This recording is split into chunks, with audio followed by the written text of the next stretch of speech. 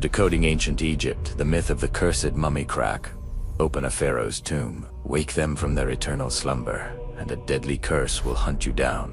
It's a story we all know, a chilling campfire tale written in the sands of Egypt and immortalized by Hollywood. For 100 years, that legend has been tied to one name above all others: Tutankhamun, the Boy King. When British archaeologist Howard Carter broke through the sealed door of his tomb in 1922, the world was mesmerized, but that quickly curdled into terror. A string of mysterious deaths began to plague those connected to the dig, starting with the man who paid for it all, Lord Carnarvon. The world was convinced the Boy King was back, and he was out for revenge. Newspapers screamed headlines about a pharaoh's curse, and a global obsession was ignited. But here's the twist. The legendary curse of the mummy was one of the greatest ghost stories ever told.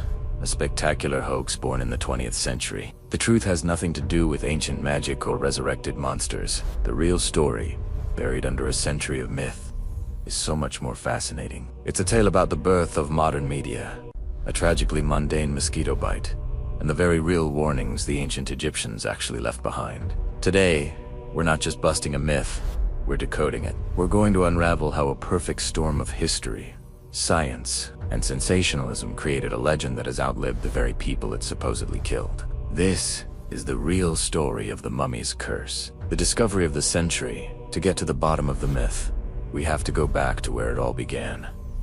Egypt's Valley of the Kings. This sun-blasted, desolate ravine was the eternal resting place for the pharaohs of the New Kingdom. For 3,000 years, it guarded the secrets of Egypt's most powerful rulers. But by the early 20th century, most experts figured the valley had given up all its secrets. The tombs had been found, and worse, they'd been looted thousands of years ago. The well, it seemed, had run dry. But one man, Howard Carter, refused to believe it. Carter was a British archaeologist, an artist by training, who was completely obsessed. He was certain one tomb was still out there, hiding.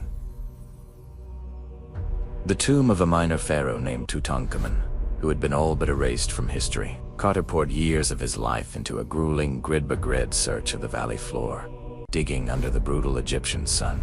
An obsession like that isn't cheap.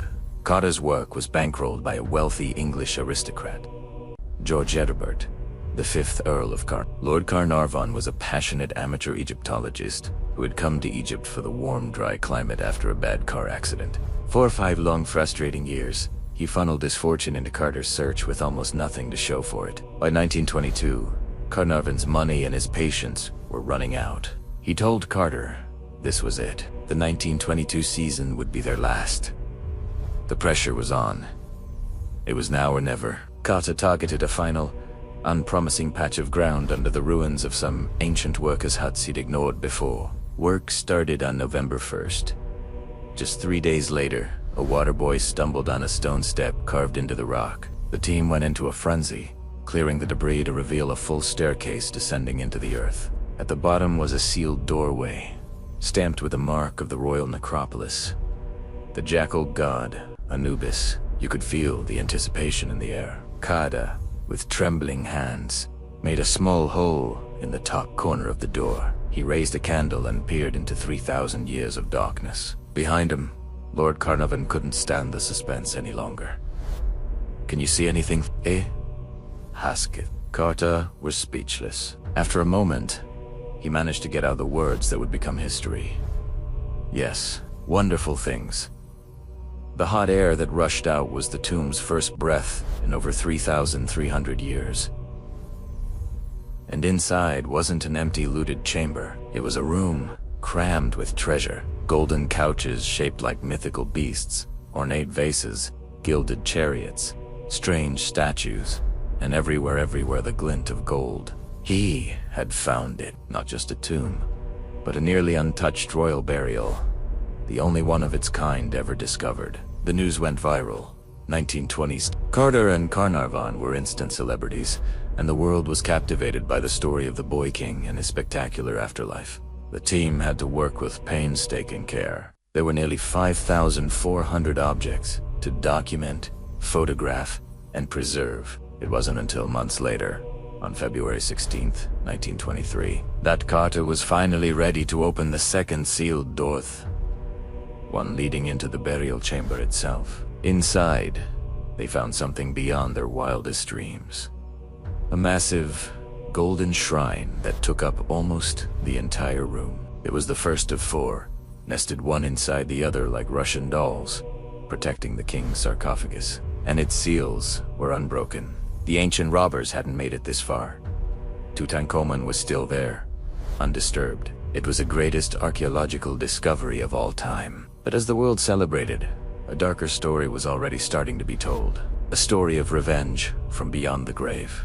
The myth of the mummy's curse was about to be born. The birth of a legend. The match that lit the fire of the mummy's curse was the shocking death of Lord Carter. In April 1923, just 6 weeks after the grand opening of the burial chamber, the 56-year-old Earl was dead. On the surface, what happened was tragically simple. He was bitten by a mosquito in Luxor.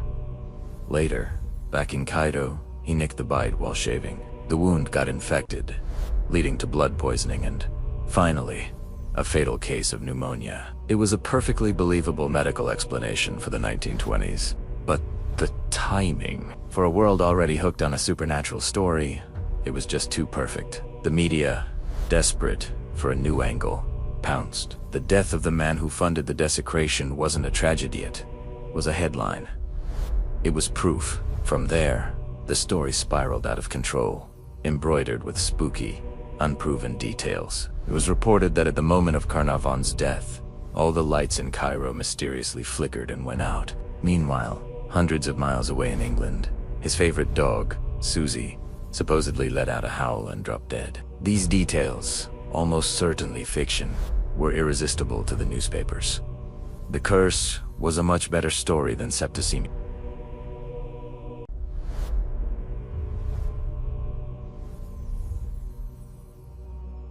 Lord Carnarvon had sold exclusive rights to the story to the Times of London, freezing out all other papers. Frustrated reporters like Weigel needed a different angle, and the curse was it. Weigel even claimed he'd seen Carnarvon joking before entering the tomb and had muttered that if he went in with that attitude, he'd be dead in 6 weeks. When Carnarvon died, Weigel's prophecy became front-page news.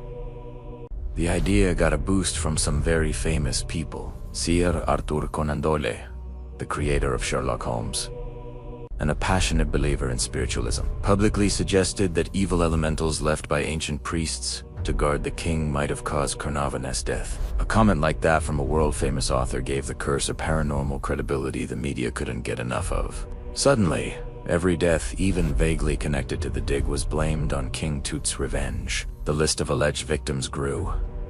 George J. Gould, a rich American who visited the tomb in 19, caught a fever soon after and died of pneumonia a few months later. Prince Ali Kamel, Fahmy Bey of Egypt, visited the tomb and was shot and killed by his wife in London that same year. A clear-cut murder case. But his name was added to the list. Sir Archibald Douglas Reed, a radiologist who x-rayed the mummy, died in 1924 from a mysterious illness. A.C. Mace, one of Carter's own team members, died in 1928 from pneumonia and pleurisy, his health worn down by years of hard work. Richard Bettel, Carter's personal secretary, was found dead in his bed in 1929, supposedly smothered. Hugh Evelyn White, an archaeologist who may have helped at the dig, took his own life in 1924, reportedly leaving a note written in his own blood that said, "I have succumbed to a curse which forces me to disappear."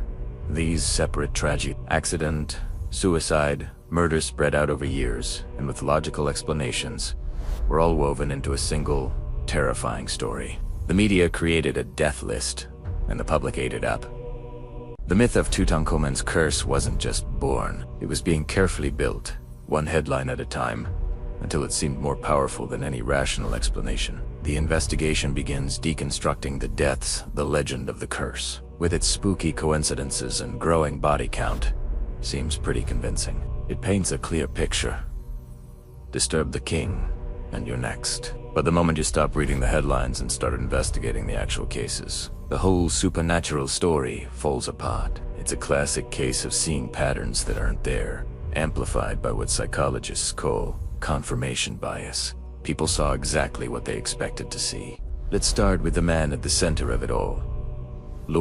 His death from an infected mosquito bite was tragic, but it wasn't mysterious, especially in a world before penicillin. Sepsis from a simple skin infection was a real and often deadly danger. What's more, Carnarvon wasn't in good health. A nasty car crash in 1903 had left him with chronic lung problems, making him extremely vulnerable to the pneumonia that killed him. The whole reason he was in Egypt was for his fragile health. His death wasn't magic, it was just tragic medicine. That story about the Cairo-wide blackout. Power outages were a regular thing in the city back then, and his dog dying at the same moment. A heartbreaking coincidence, yes. Proof of a pharaoh's hex. Not so much. What about the others on the media's hit list? When you look closer, their stories are just as tragic and just as mundane. George J. Gould died of pneumonia, a leading cause of death at the time. Hugh Evelyn White's suicide note was the tragic result of his own mental health struggles, not an ancient curse. Richard Bethel's death was suspected to be a murder, an act of human violence. A.C. Mace, like many early archaeologists, simply succumbed to the brutal physical toll of the job. But the most powerful argument against the curse isn't about explaining away the few deaths. It's about looking at the many who lived.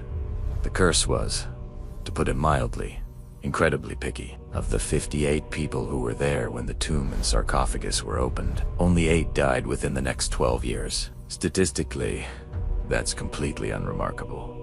In 2002, Dr. Mark Nelson published a study in the British Medical Journal that put the curse to a scientific test. He tracked 25 people who were exposed to the curse by being present at the key openings and compared their lifespans to a control group of people who were in Egypt at the time but were exposed. The results were crystal clear. There was no statistically significant difference in survival rates. The cursed group lived to an average age of 70.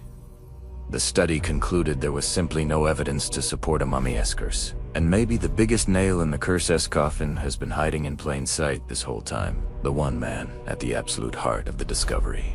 The man who spent a decade cataloging every single artifact, who personally opened the shrines, lifted the sarcophagus lid, and unwrapped the mummy of the boy king himself, Howard Carter. If anyone should have been target number 1, it was him. Howard Carter did not die a mysterious, untimely death. He died in 1939, a full 17 years after he broke the seal, at the age of 64, from cancer. And he wasn't alone. Lord Carnarvon's daughter, Lady Evelyn Herbert, one of the first people to step into the antechamber with Carter, lived for another 57 years, passing away in 1980. Dr. Douglas Derry, who performed the autopsy on Tutankhamun's mummy, lived until 1969. The list goes on and on. The people who should have been the curse's main victims lived full, normal lives. The curse wasn't just selective, it was statistically imaginary. Science enters the tomb, okay, so if it wasn't a supernatural curse, could it have been something else? While the ghost story falls apart, science does offer a few intriguing possibilities for why some people might have gotten sick. We're not talking about magic, but microbiology. A Sealed tomb locked up for 3,000 years is a pretty unique environment. What if the real danger wasn't a phantom, but tiny organisms lying in wait? This theory suggests that ancient tombs could be perfect incubators for nasty molds and bacteria, sealed in the dark. These pathogens can go dormant in the dust and on the artifacts for centuries. When the tomb is opened and the air is disturbed, those ancient spores get kicked up and can be inhaled. Modern studies have found several types of potentially dangerous fungi in Egyptian tombs, especially from the Aspergillus family. Inhaling a large concentration of these spores can cause an infection called with symptoms like fever and breathing problems, which sound a lot like what some of the victims, including Lord Carnarvon, reportedly suffered from. It's plausible that Carnarvon, with his already weak lungs, inhaled a lungful of mold spores in the tomb, which made him more vulnerable to the infection he got later. Ancient bacteria are another possibility. Even mummified remains and organic offerings can host bacteria that could lie dormant for millennia. Anyone in the 1920s would have zero immunity to these ancient strains. More recently, a more fringe theory has popped up. Radiation. This idea proposes that the tomb's granite walls might have contained naturally occurring uranium, which over 3,000 years could have accumulated radioactive radon gas inside the sealed chamber. Proponents point out that chronic radiation exposure can lead to cancers like the lymphoma that eventually killed Howard Carter. This theory, however, is highly speculative and isn't taken seriously by most archaeologists. The levels of natural radiation are unlikely to cause rapid illness, and trying to link it to all the different deaths is a major stretch. Ultimately, the most widely accepted scientific guess is the toxic pathogen theory, a cocktail of ancient mold and bacteria, combined with the questionable sanitation of the era and the poor health of certain individuals, could explain a cluster of illnesses. But even this might be giving the curse too much credit. Remember, most people who went in the tomb were perfectly fine. In the end, the most contagious pathogen wasn't in the tomb, it was in the newsroom. The idea of the curse spread faster and more effectively than any microbe could. The science is fascinating, and it's a good reminder that excavating ancient sites isn't without real-world risks. But it doesn't prove a supernatural king's revenge. It just proves that a 3,000-year-old room is not a sterile environment. The true story here isn't about pathology, it's about psychology. And to understand that, we need to look past the tomb and into the minds of the people who built it. We've peeled back the layers of myth and science, but the story isn't over. The biggest question is still on the table. What did the ancient Egyptians actually believe? Did they even do curses? In our final section, we'll uncover the real warnings they left behind, which are way more direct, and frankly, more terrifying than any Hollywood movie. But first, if you're enjoying this deep dive into one of history's greatest myths, do us a favor and hit that subscribe button. We dig up the truth behind fascinating stories every week, and you won't want to miss what we unearth next. Now, let us know in the comments. Before watching this, did you believe in the mummy's curse? The real curses of ancient Egypt. The Hollywood version of a mummy's curse is always the same. Some poor soul reads a shadowy inscription, and boom, a monster is unleashed. It makes for a great movie, but it has almost nothing to do with reality. Here is the single most important fact in this entire story. There was no curse inscribed in the tomb of Tut, not a single one. Archaeologists are completely united on this. The famous line, "Death shall come on swift wings to him that toucheth the tomb of a pharaoh," which was printed in newspapers around the world. A complete, total fabrication. Someone made it up. So, if there was no curse in Tut's tomb, where did we even get the idea? Well, it's a common myth that all Egyptian tombs are magically booby-trapped. In reality, written threats are incredibly rare, and when they do pop up, they're almost never in the grand tombs of pharaohs. They're found in the private tombs of officials, mostly from the Old Kingdom, which was a period that ended centuries before Tutankhamun was even born. And these weren't spells to raise the dead, they were more like supernatural no trespassing signs. They were practical warnings aimed at two kinds of people: tomb robbers and the priests who were being paid to maintain the tomb, in case they got any funny ideas. These inscriptions laid out a simple, legalistic threat. If you do something bad will happen to you, either here or in the afterlife. The punishments they threatened weren't ghostly hunt. They were things an ancient Egyptian would actually be afraid of. For example, an inscription in one tomb reads, "As for any man who shall enter this my tomb impure, judgment will be made. I shall seize his neck like a bird." It's a threat of direct, violent revenge, not a slow burn magical hex. Another warning is more concerned with the eternal consequences. Any ruler who ... shall do evil. To this coffin, may the god Hemen not accept any of his offerings, and may his heir not inherit. To an ancient Egyptian, whose entire life was about securing a good spot in the afterlife, this was terrifying. Being ghosted by the gods and having your family line die out was the ultimate punishment. Other threats mentioned being attacked by crocodiles, snakes, or hippos, very real dangers in ancient Egypt.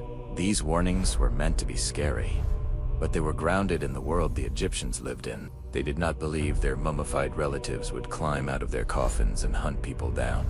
That whole idea is a modern invention, cooked up in 19th century fiction novels during Europe's Egyptomania craze. That's where the image of the mummy as a monster comes from. It had more to do with colonial attitudes and a complete misunderstanding of Egyptian beliefs. For the Egyptians, a mummy was a sacred vessel for the soul that had to be protected, not a monster waiting to be let out.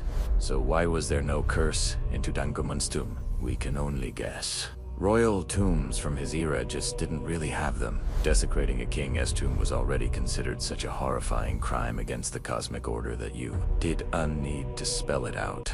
It could also be that Tutankhamun's death was sudden. He died around age 18, and his tomb is tiny compared to other pharaohs, suggesting it was a non-royal tomb that was quickly repurposed for him. In the rush to get the burial done right, maybe adding a formal warning was just forgotten. The real irony is that while the world obsessed over a fake magical curse, it ignored the real warnings that did exist. The true curses of ancient Egypt weren't about zombies. They were about judgment, consequences, and a desperate plea to protect the sacred journey to the afterlife. So we end where we began. A sealed tomb, a boy king, and a legend that has captivated the world for a century. The curse of the pharaohs. But as we've seen, this curse wasn't dug up in the Valley of the Kings. It was manufactured in the newsrooms of London and New York. It was born not from magic, but from a perfect storm. The insane excitement over Carter's discovery. A newspaper rivalry that needed a sensational story. The tragically timed death of Lord Carter, and a public that was already in love with the mystery of Egypt. The curse was a house of cards. There was no inscription. Most of the people involved lived long, happy lives. A scientific study proved it was nonsense. The only real danger in the tomb was microbial, not magical. But the story we're left with, I think it's even better than the myth. It is a story about the dawn of mass media and its incredible power to create a global horror story out of a coincidence. It's a story about us, about our love for a good mystery, and how we sometimes prefer a supernatural tale to a simple, sad truth. The curse gives us a sense of cosmic justice, a feeling that some things are too sacred to be messed with. Most importantly, by tearing down the myth, we get closer to the real ancient Egyptians. We can finally trade in the cartoon caricature of a vengeful, bandaged monster for a true appreciation of their profound beliefs about life, death, and eternity. We can see their tomb warnings, not as Hollywood spells, but as desperate pleas to protect their eternal rest from the very real threats of thieves in time. The legend of the cursed mummy says a whole lot more about us than it does about Tutankhamun. It reveals our fears, our fantasies, and our obsession with a civilization that still has so many secrets. The treasures Carter found were real. The history was real. The curse was a ghost,